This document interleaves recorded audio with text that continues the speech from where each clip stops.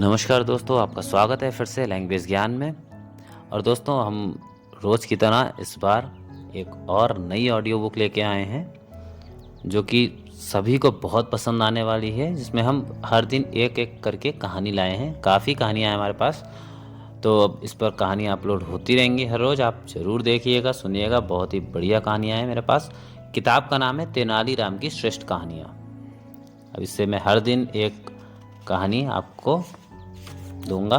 तो पहले हम आज ऐसा करते हैं, आज जो पहला हमारा विषय है वो हम तेनालीराम जी के बारे में पढ़ लेते हैं। एक परिचय है उनका, कौन थे तेनालीराम, क्योंकि उसके बाद आपको कहानियाँ बहुत ज़बरदस्त मिलने वाली हैं, तो उनके बारे में भी जानना आवश्यक है। थोड़ा सा बताते हैं। तेनालीराम का परिचय। विद्वत्ता, ज्ञान, सूझबूझ और हाजिर जवाबी में लाजवाब व्यक्ति थे तेनालीराम। तेनालीराम महज एक पात्र नहीं, अपितु उनकी सूझबूझ का लोहा आज भी माना जाता है। तेनालीराम कर्नाटक राज्य में स्थित विजयनगर नामक शक्तिशाली साम्राज्य के राजा कृष्णदेव राय के राज्यकाल में उनके विदूषक थे। जिस तरह मुगल सम्राट अकबर की दृष्टि में बीरबल थे, उसी प्रकार दक्षिण भारत के सम्राट कृष्णदेव के लिए तेनालीराम सम्राट कृष्णदेव राय के प्रमुख दरबारी रत्नों में से एक रत्न थे। जिस प्रकार अकबर के अन्य दरबारी बीरबल से ईर्ष्या करते थे, उसी प्रकार सम्राट कृष्णदेव के दरबारी तेनालीराम से ईर्ष्या करते और हर समय इसी ताक में लगे रहते थे कि तेनालीराम को किस प्रकार महाराज की नज़रों में गिराया जाए। किंतु तेनालीराम न केवल उनकी चालों को अपनी सूझबूझ से असफल किया करते थे, बल्कि हर बार वे महाराज की ओर अधिक निकटता हासिल करके पहले से भी अधिक सम्मान और धन पा लिया करते थे। तेनालीराम की कथाएं केवल मनोरंजन ही नहीं करती हैं, अपितु ज्ञान और नीति का पाठ भी पढ़ाती हैं। ये कक्षाएं देश की ऐतिहासिक धरोहर हैं, जो 15वीं-16वीं सदी के भारत की राजनीति, आर्थिक, सामाजिक व धार्मिक स्थिति का बोध कराती हैं। तेनालीराम गरीब ब्राह्मण ईश्वर प्रसाद रमैया का पुत्र था। उसका वास्तविक नाम रामलिंग था। उसका जन्म गुंटूर जिले के गलीपाडू नामक कस्बे में हुआ था, किंतु कहते हैं कि उसके जन्म के तीसरे दिन ही उसके पिता की मृत्यु हो गई थी। रामलिंग बचपन से ही कुशाग्र बुद्धि का बालक था। उसके हम उम्र साथी उसकी बुद्धि का लोहा मानते थे। तेनालीराम की इच्छा थी कि वह दरबार में जाके महाराज कृष्णदेव जी को अपनी सेवाएं अर्पित करे। इस इच्छा को पूर्ण करने में वह सफल भी रहा। तेनालीराम को विजयनगर के दरबार में यूं आसानी से ही स्थान प्राप्त नहीं हुआ, बल्कि इसके लिए उसे कड़ा संघर्ष करना पड़ा था। पक्के धुन के होने के कारण तेनालीराम ने जो ठान लिया सो ठान लिया। अपने इसी आत्मविश्वास के बल पर उसने राज दरबार में स्थान पाने में सफलता प्राप्त की। यूं तो तेनालीराम के एक से बढ़कर एक किस्से प्रसिद्ध हैं, किंतु यहाँ हम कुछ चुने हुए शिक्षाप्रद व मनोरंजक किस्से ही आप तक पहुँचाने का प्रयास कर रहे हैं। ये किताब की भूमिका थी जो तेनालीराम जी के बारे में बताया है। इसी में हम केवल भूमिका बता के नहीं रहेंगे, तो आपको हम कहानी सुनाते हैं। पहली हमारी कहानी का नाम है ढोल की पोल। एक बार महाराज कृष्णदेव राय ने राजपुरोहित से कहा, महाराज, हमें अपनी प्रजा के साथ सीधे जुड़ना चाहिए।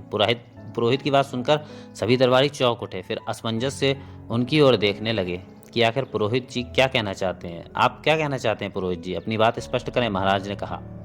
पुरोहित जी ने अपनी बात स्पष्ट करते हुए कहा, दरबार में जो चर्चा होती है, उस चर्चा की मुख्य बातें प्रत्येक सप्ताह प्रजा के सम्मुख रखी जानी चाहिए, ताकि प्रजा भी उन बातों को जाने और चाहे तो अपने सुझाव भी दे। यह सुनकर मुख्यमंत्री और सेनापति आपस में खुसर फुसर करने लगे। चंद पलों में उन्होंने न जाने क्या खिचड़ी पकाई कि महाराज से मुख्यमंत्री बोले, पुरोहित जी का सुझाव तो वास्तव में बहुत उत्तम है। इससे हमारे और प्रजा के बीच की दूरी कम होगी और आपसी विश्वास बढ़ेगा। मेरे ख्याल से यह काम तेनालीराम जैसे कुशाग्र बुद्धि व्यक्ति काफ़ी सूझबूझ से कर सकते हैं। हमारी भांति उन पर कुछ अधिक जिम्मेदारी भी नहीं है। ठीक है, महाराज ने मंत्री की बात मानते हुए इस कार्य का दायित्व तेनालीराम को सौंप दिया। तय हुआ कि गोपनीय बातों को छोड़कर जनहित संबंधी सभी बातें तेनालीराम लिखित रूप से दरोगा को देंगे और दरोगा मुनादी करा कराकर जनता को बताएंगे। तेनालीराम मुख्यमंत्री और सेनापति की चाल समझ गए। उन्हें यह भी समझते देर नहीं लगी कि राजपुरोहित भी इनके साथ मिला हुआ है और इन तीनों ने मिलकर उसे फंसाया है। लेकिन तेनालीराम ने भी सोच लिया कि इनके हथियार से इन्हें ही मारना चाहिए, और फिर अपनी योजना के तहत तेनालीराम ने सप्ताह के अंत में दरोगा को एक पर्चा थमा दिया। दरोगा ने पर्चा मुनादी वाले को पकड़ा दिया कि जाओ नगर में प्रत्येक चौराहे पर यह संदेश प्रसारित कर दो। मुनादी वाला चौराहे पर ढोल पीट पीट कर मुनादी करने लगा, सुनो सुनो नगर के सभी नागरिकों सुनो, महाराज चाहते हैं कि दरबार में जो भी जनहित के फैसले हों उन्हें सभी नगरवासी जाने। प्रजा तक इन सूचनाओं के पहुंचाने का दायित्व तेनालीराम को सौंपा गया है। उन्हीं की आज्ञा से हम यह सूचनाएं आपको पहुंचा रहे हैं। ध्यान देकर सुने। महाराज चाहते हैं कि प्रजा को न्याय मिले तथा प्रत्येक अपराधी को दंड मिले। इसी बात को लेकर दरबार में काफी गंभीर चर्चा हुई। महाराज चाहते हैं कि पुरानी न्याय व्यवस्था की अच्छी और साफ सुथरी बातें भी न्याय प्रणाली में शामिल की जाएं। इस विषय में उन्होंने पुरोहित जी से पौराणिक न्याय व्यवस्था की जानकारी चाही तो पुरोहित जी ने इस विषय में अल्पज्ञानी सिद्ध हुए और कुछ न बता सके। वे दरबार में बैठे ऊँघते रहते हैं। इस बात को लेकर महाराज ने उन्हें भी दरबार में फटकार लगाई। इसके अगले दिन अर्थात बृहस्पतिवार को सीमाओं की सुरक्षा पर चर्चा हुई, किंतु सेनापति ठीक समय पर दरबार में उपस्थित न हो सके। ऐसे लेट लतीफ सेनापति को महाराज ने बुरी तरह लताड़ा। अगली सभा सोमवार को होगी। फिर उसने जोर से ढोल बजाया और अगले चौराहे की ओर बढ़ गया। प्रजा राजपुरोहित के अल्प ज्ञान की छीछालेतर करने लगी। सेनापति पर कटाक्ष किए जाने लगे। फिर तो हर सप्ताह प्रजा में मुनादी द्वारा मुख्यमंत्री, मंत्रियों व सेनापति तथा पुरोहित की भद्द पिटने लगी। तेनालीराम जानबूझकर खबरों में अपने आप को बढ़ा चढ़ाकर प्रस्तुत करते। ऐसा लगता मानो उन्हें छोड़कर पूरा दरबार ही निकम्मा हो और सारा कामकाज उन्हीं के कंधों पर आ पड़ा हो। मुख्यमंत्री को जब अपने जासूसों द्वारा इस बात की खबर लगी तो वे बड़े तिलमिलाए। तुरंत उन्होंने सभा बुलाई। प्रधानमंत्री बोले, ये क्या हो गया पुरोहित जी? तेनालीराम ने तो हमारे ही कान काट लिए। उसने तो प्रजा के सामने हमारी मिट्टी पलीत कर दी है। जनता समझ रही है कि हम काहिल और मूर्ख हैं और महाराज की झिड़कियां ही खाते रहते हैं तथा काम तेनालीराम की सूझबूझ से ही हो रहा है।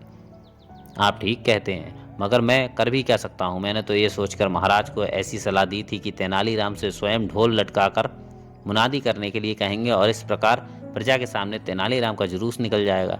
मगर ये पासा उल्टा पड़ गया। अब मैं महाराज से किस मुंह से कहूँ कि इस कार्यवाही को स्थगित कर दें? पुरोहित ने चिंता जताई। मैंने भी आपकी हाँ में हाँ मिलाई थी, इसलिए हम भी तो कुछ नहीं कर सकते। सेनापति ने हाथ मलते हुए कहा।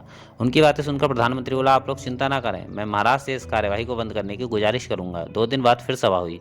इससे पहले की कार्यवाही शुरू हो पाती कि प्रधानमंत्री ने महाराज के समक्ष सिर झुकाकर कहा, महाराज मैं एक निवेदन करना चाहता हूँ। कहिए प्रधानमंत्री जी, क्या कहना चाहते हैं?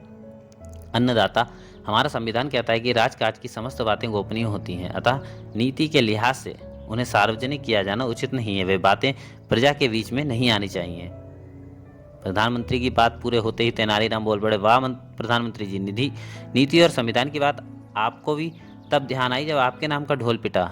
यह सुनकर महाराज सहित दरबारी हंस पड़े। दरअसल महाराज सहित सभी दरबारी प्रधानमंत्री, पुरोहित और सेनापति की चाल को समझ गए थे, मगर तेनालीराम की बुद्धि पर उन्हें पूरा भरोसा था कि वे ईंट का जवाब पत्थर से देंगे, और ऐसा ही हुआ भी।